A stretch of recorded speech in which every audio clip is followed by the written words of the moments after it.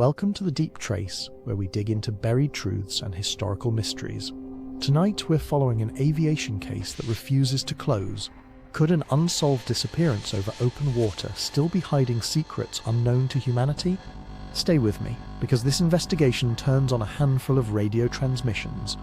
Ordinary at first, then increasingly unsettling. By the end, you'll have to decide what you believe happened to a young pilot named Frederick Valentich. October 21st, 1978. It's 6:19 p.m. in Melbourne, Australia. The evening looks calm, soft light, quiet runway, nothing to hint at what's coming. Frederick Valentich is preparing for what should be a routine flight over the Bass Strait. Frederick is young, focused and passionate about flying. He moves through his preparation with practiced care, checking the aircraft, planning the route and readying himself for the crossing. The sky is clear enough to feel reassuring, almost inviting. As the aircraft lifts away from Melbourne, the world below becomes water and distance. The Bass Strait opens up, vast, cold and empty. In that emptiness, even a small anomaly can feel enormous. Not long into the flight, Frederick makes contact with Melbourne Air Traffic Control. At first it's routine position, altitude, calm confirmations. Then his tone shifts. Something is out there with him and he's trying to make sense of it in real time. He reports 4 bright lights, unusual, moving with intent rather than drifting like stars. They seem to circle, to pace him, to change position too quickly for anything ordinary. The calm evening becomes a stage for an aerial presence that doesn't fit expectations.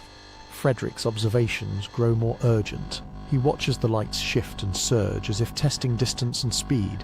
In the cockpit, the instruments glow steady, but his posture tightens, eyes locked outside, hands firm on the controls, breath measured and tense. On the radio, controllers try to clarify what he's seeing. Frederick keeps reporting movement, approach, retreat, circling. The exchange becomes a lifeline, a thin thread of human contact as the unknown presence seems to close in around his aircraft. The tension peaks as the object's behavior turns more aggressive. No longer distant lights, but something that appears to maneuver around him. The sky feels suddenly crowded. Over the Bass Strait there's nowhere to land, nowhere to run, only forward. Then come the final moments of communication. Fragmented, urgent and chilling. Frederick's voice carries strain as he tries to keep control and keep reporting. Controllers listen closely, aware that something is going wrong, but unable to see what he sees.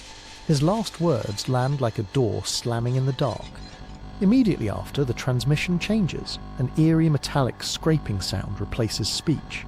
It's the kind of noise that makes a room go still, because no one can place it or stop it. And then silence. The line goes dead. Controllers call out, waiting for a reply that never comes. In those seconds, confusion turns to dread. A routine flight has become a disappearance, captured only in a haunting recording.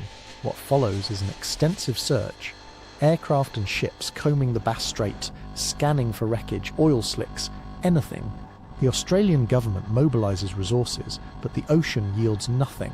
No confirmed debris, no clear crash site, just absence. With no physical answers, theories rush in to fill the void. Some argue tragedy, disorientation, mechanical failure, a fatal descent into the water. Others point to the radio account and insist it wasn't an accident. The case becomes a magnet for speculation and controversy. The local photographer captures an image that night, an eerie addition to the file, debated for decades. Is it proof of something extraordinary, or a misread moment frozen in time? In this mystery, every artifact becomes a battleground of interpretation.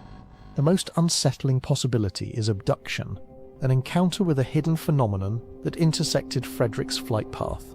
It's a theory that sounds impossible, yet it persists because the evidence is so incomplete. When the sea gives nothing back, imagination fills the gap. Over the years, new hypotheses surface, old ones are challenged, and the recording remains the centerpiece, those final seconds replayed again and again. The disappearance of Frederick Valentich becomes more than a case file. It becomes a question mark hanging over the sky. Decades later, the intrigue hasn't faded. The Valentich disappearance remains unsolved. And that alone keeps it alive in the minds of pilots, investigators, and mystery enthusiasts. Was Frederick Valentich merely a victim of tragedy, or did he encounter something truly otherworldly? Whatever you believe, the case demands critical thinking, careful attention to what's known, what's assumed, and what's missing. If you have your own theory, hold it up to the facts and the timeline, and see where it stands under pressure. Subscribe to The Deep Trace for more explorations into the unknown. We'll keep following the trails that don't end cleanly, and we'll keep asking the questions others leave behind. Until next time, join the quest for truth, and let's unravel mysteries together.